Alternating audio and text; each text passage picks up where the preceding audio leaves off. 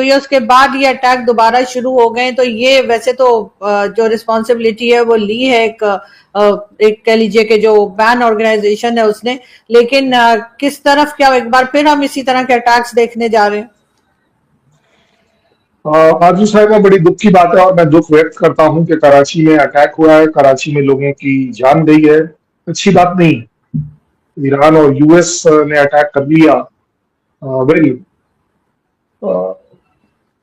अब आपको ये जिम्मेदारी लेनी पड़ेगी, क्योंकि अभी अभी आपने कहा कि आपने तो सीज फायर करा दिया, आपने ये करा दिया, पाकिस्तान ने, मेरा कहने का मतलब। तो फिर अब जब ये चीजें नहीं हो रही होंगी तो इसका ब्लेम किसको जाएगा? अगर क्रेडिट आप लेने के लिए तैयार हैं तो मुझे लगता है कहीं ना कहीं be bold enough to take the blame.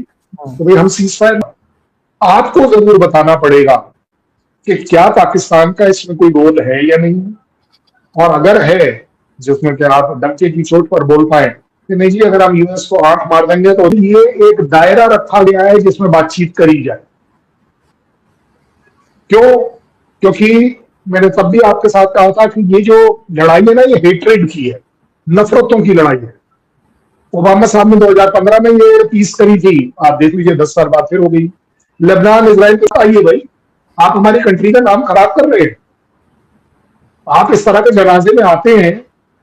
मैं तो एक्चुअली अपनी कंट्री में अपील कर रहा हूं कि शोएब अख्तर साहब को बिल्कुल अलाउड नहीं होना चाहिए इंडियन टीवी पर आना, क्योंकि अगर वो वहां गले मिल रहे हैं उन लोगों के साथ तो as far as I am concerned उनके साथ उनके रिश्ते हैं, चाहे दुख के रिश्ते सही, दुख के रिश्ते सही, लेकिन रिश्ते हैं, तभी तो वो दुख के समय निभाने आए हैं। ऐसा ही है। और अगर मुझे दिख रहा है तो आप बताइए, आपके यहाँ लोगों को क्यों नहीं दिख रहा? आपके शाहबाज शरीफ को क्यों नहीं दिख रहा? आपको लग रहा है कि इंडिया जो है पानी रोक के टेररिज्म कर रहा है या वाटर बॉम्ब की बात कर रहा है? भाई साहब, कौन बॉम्ब्स की बात नहीं कर रहे हैं? हॉर्मूज के बम से कम चल रहा है और नहीं रुके। खैर उधर तक तो कई लोग कह रहे नहीं जा पाएंगे कि वो स्ट्रेट ऑफ हॉर्मूज तो दोबारा बंद नहीं होगा शायद, लेकिन ये अटैक्स जो शुरू हुए हैं, तो क्या आप समझते हैं कि पाकिस्तान को ब्लेम किया जाएगा कि हम पीस टॉक सही से करवा नहीं पाए, या हम इनको इस चीज पे राजी नहीं कर पाए, या ये चीज कतर के हिस्से में जाएगी? क्योंकि सर अभी तो कतर भी बीच में है ना।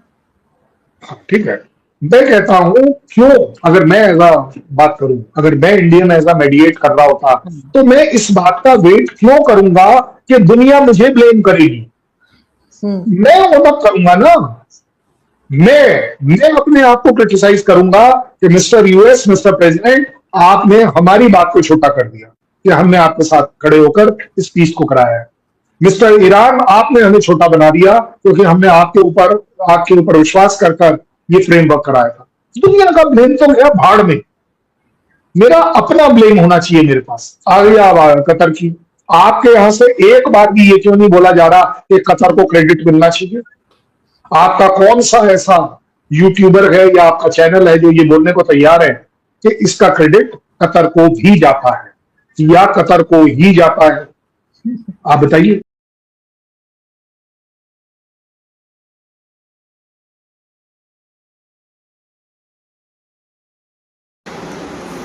जय हिंद साथियों। तो भाई अमेरिका और ईरान के बीच भाई लेटेस्ट न्यूज़ ये है भाई कि दोनों के बीच जो टकराव चल रहा भाई एकदम सीज फायर टूटने के बाद और भी तनावपूर्ण हो गया।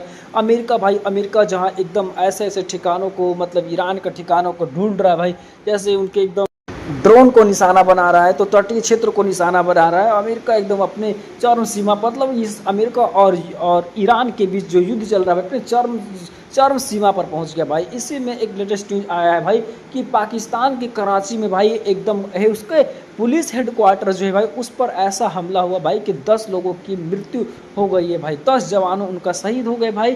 तो पाकिस्तान भाई इससे पाकिस्तान में बौखला गया भाई। पाकिस्तान के जर्नलिस्ट जो मुनीर है भाई, वो पूरा बौखला गया। वो कह रहा मैं बदला लूँगा इसका और मैं पूरी तरीक़ा से हमला करने के लिए तैयार हूँ।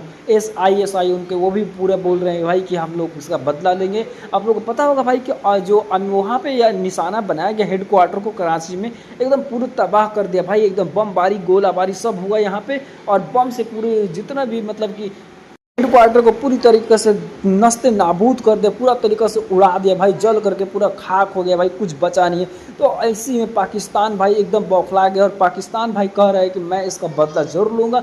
वहाँ पे जो चल रहा है ईरान और युद्ध भाई, इसमें भी एकदम पूरा अपने जो युद्ध है भाई चरम सीमा पर पहुँच चुका है। यहाँ पे बहुत गोलाबारी हो रहा है और ये हरमुज संधि ये सबको अमेरिका ने पूरा उसके ठिकानों पे एकदम निशाना बना लिया है और एक एक चीज़ को जैसे ड्रोन सब कोई को चुन चुन करके भाई अमेरिका उसको निशाना बना बना करके मारा जा रहा है भाई। सीज फायर टूट जाने के बाद इसमें और भी बहुत ही ज़्यादा एकदम तनावपूर्ण हो गया है।